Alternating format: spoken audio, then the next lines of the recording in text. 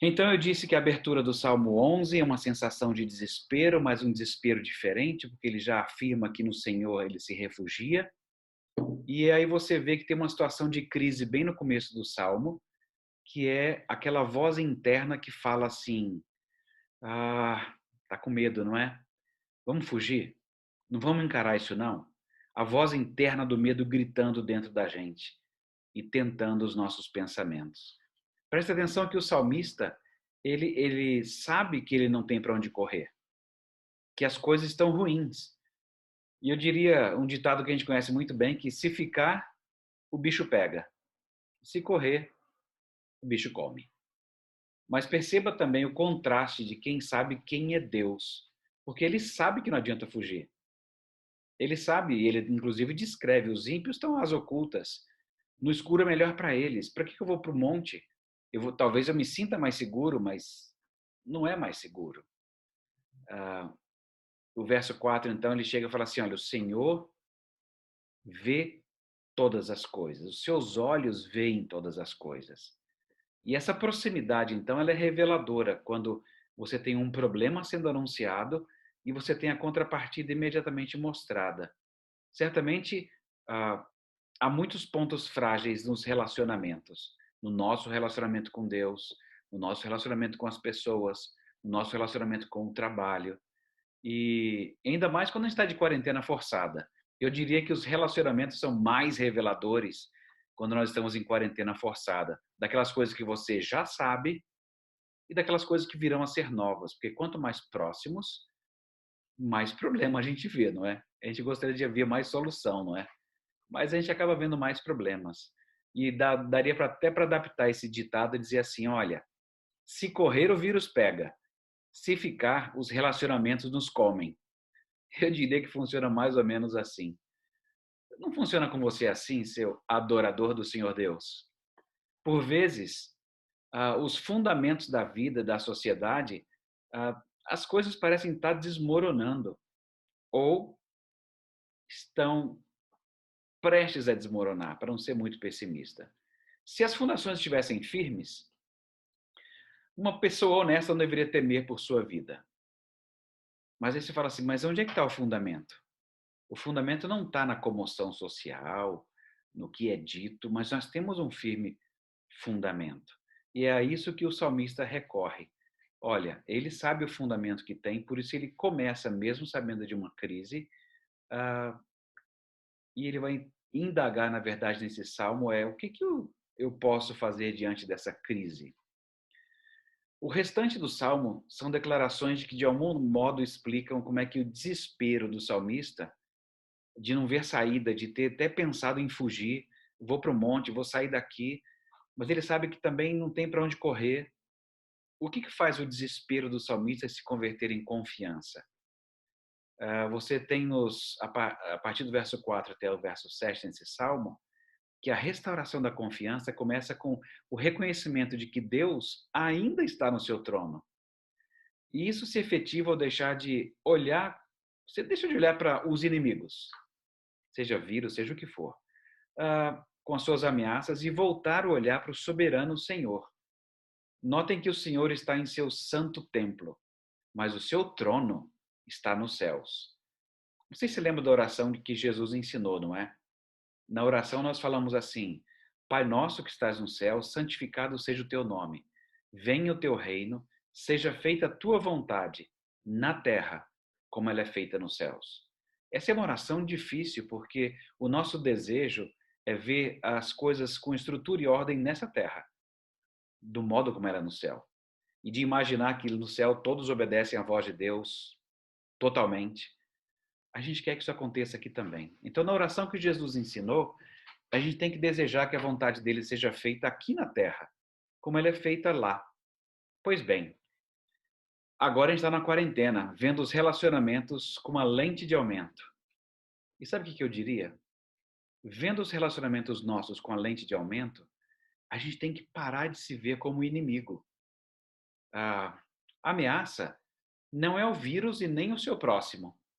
A ameaça é nutrir sentimentos que fazem com que você olhe para quem está diante de você sem afeto, como se não fosse o seu próximo.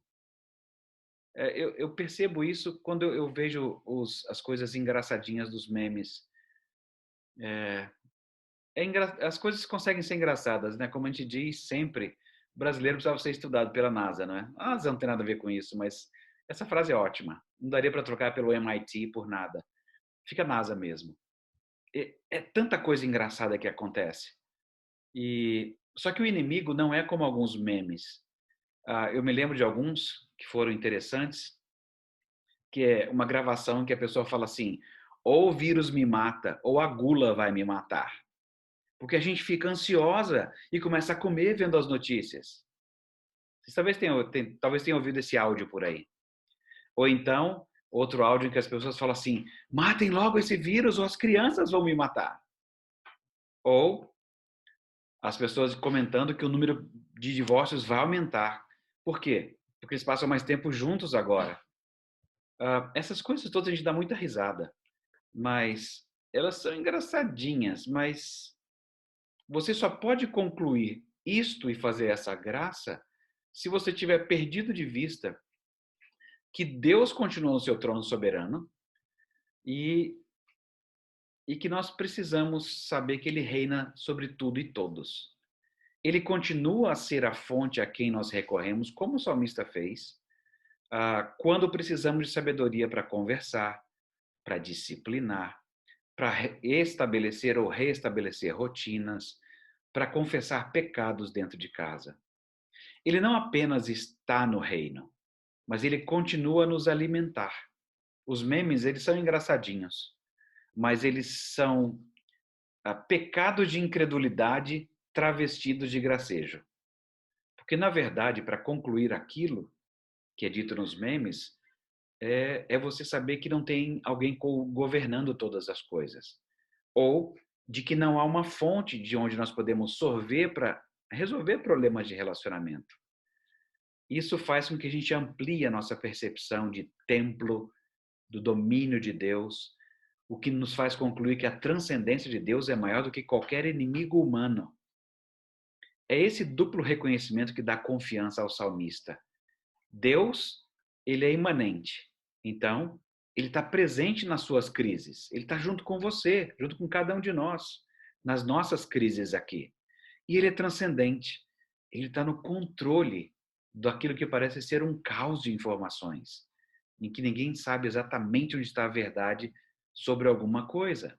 Mas enquanto tudo isso acontece, tem aquelas coisas simples e comuns que a gente está vivendo nos relacionamentos. E ele continua a ser a fonte soberana para resolvê-los. Os memes, eles são engraçadinhos, mas eles não nos remetem àquilo que o salmista faz. Isso aqui nos remete à vida. Porque nessa época de quarentena, eu diria, certamente nós temos tantas questões para resolver de relacionamento que eu não sei se vai dar para ler todos os livros que todo mundo sugeriu para que nós lêssemos. Eu não sei se vai dar tempo, porque tem essa coisa prática que precisa ser vista e a gente está bem próximo. Nós precisamos ver isso muito logo. Por quê? Porque você não tem para onde escapar. Eu sei que a gente consegue escapar mesmo na frente da pessoa, ou na frente das pessoas, mas não é isso que a gente quer fazer. A gente quer sentir a mesma crise do salmista e olhar e falar assim: eu podia subir para o monte, ou eu podia ir para uma padaria tomar café, eu podia fazer qualquer outra coisa, mas não estar aqui. Às vezes a gente foge disso mesmo se não houvesse o vírus, se houvesse qualquer outra razão. Eu tenho certeza que sem vírus a gente já fazia isso, mas eu gostaria que a gente já se aproveitasse do que o salmista está dizendo e pensasse: olha, eu quero olhar para esse momento em que nós estamos tão juntos e gastar tempo com aquilo que Deus fala assim: olha, eu sou a fonte da sua sabedoria em tempos de dificuldade. Eu sou a fonte que vai fazer organizar o seu caos interno. E eu vou fazer isso dentro dos relacionamentos. Não acontece as coisas num passe de mágica. Você não fica melhor porque você pensou no assunto. Você fica melhor em relação a. Você fica melhor num corpo. Embora você esteja separado como igreja, nós temos essa célula máter em casa, nos relacionamentos. Então, eu gostaria que vocês pensassem como salmista e falassem assim, olha, invistam nesses relacionamentos, no que eles estão mostrando nessa quarentena. E nós vamos certamente sair muito mais fortalecidos, porque Deus reina sobre todo esse caos. E Ele reina bem de perto conosco. Ele colocou o Espírito Santo na gente, para que a gente soubesse que Ele está não só perto, Ele está dentro de nós. Então nós vamos seguir essa linha com o salmista. Ok, a gente pode pensar em fugir, é humano. A gente pode até considerar que não vale a pena fugir, é humano. Mas só haverá redenção mesmo, se nós seguirmos esse caminho de saber que Ele reina. Deus reina. Mas não é só um reino etéreo, não, é um reino que faz diferença nas relações aqui nessa terra. Porque a gente quer que seja feito nessa terra como é feito no céu. E é por isso que o salmista fala desse jeito, e é por isso que nós estamos meditando sobre isso hoje. Deus nos ajude a fazer isso. Aproveita a quarentena, eu diria assim até o oposto. Deixa de ver tantos filmes, deixa de ler tantos livros e aproveita quando as coisas estiverem dando errado dentro de casa. Dificuldades e conflitos, aliás, devia ser esperado, né? Nós somos humanos. A questão é como é que nós estamos lidando com esses conflitos. De acordo com a fonte que nos guia, Deus, a sua palavra, ou só na irritabilidade mesmo? Achando que as crianças vão nos consumir ou que as comidas vão nos engordar? Comida não tem poder de fazer isso. Você sabe que é você. A gente tem mania de achar que o outro me deixou doido, quando você sabe que você ficou. Você não teve paciência, você não esticou, você comeu, você não se relacionou, você ficou zangado. E nós temos um bálsamo aqui, que é o salmista nos lembrando de que, olha, Deus reina. Só que Ele reina não é só sobre uma questãozinha de um vírus. Ele reina sobre a nossa vida como um todo. Vamos aproveitar melhor essa quarentena? Quem sabe ver menos filmes, ler menos livros e resolver aqueles problemas que estão pendentes? Sentar, conversar diante de Deus? Acho que vai ser muito bom. Deus os abençoe. E vamos agora abrir o áudio e aí podemos olhar mais para a cara uns dos outros, dar umas risadas. Mas antes de fazer isso, porque pode ser que eu não consiga depois, vamos falar com Deus de novo? Bom Deus e Pai, ajuda-nos nesse tempo em que vivemos com os conflitos que nós temos parecido com o que o salmista teve. A gente não sabe se foge ou se fica, se sobe, se vai para o monte, se vai para o vale, se fica parado, se anda. Nossos conflitos são semelhantes, mas a tua solução também é semelhante.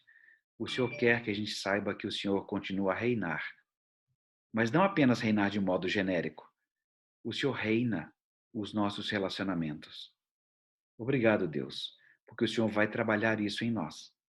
E nós nos alegramos por isso no nome de Jesus. Amém. Vai, vou abrir. Pronto. Tchau.